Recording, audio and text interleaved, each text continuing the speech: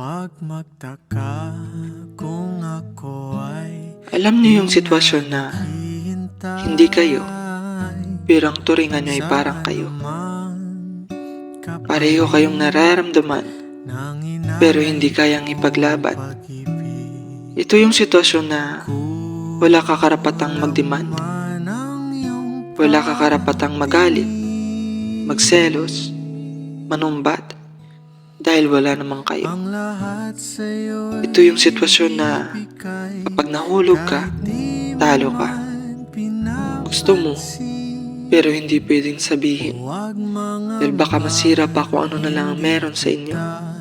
Yung tipong nasasaktan ka na, pero wala ka pang karapatang manumbat sa kanya. Ang hirap pala nito. Hindi mo alam kung tama ba o mali ito. Kasi minsan, mapapatanong ka na lang na ano nga ba ang lugar mo sa kanya? Kung meron ba o wala? Kaya dapat na sigurong itigil ito.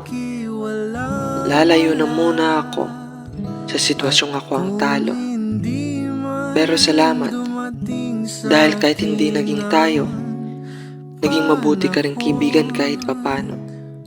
Kaya hanggang dito na lang muna tayo. Paalam.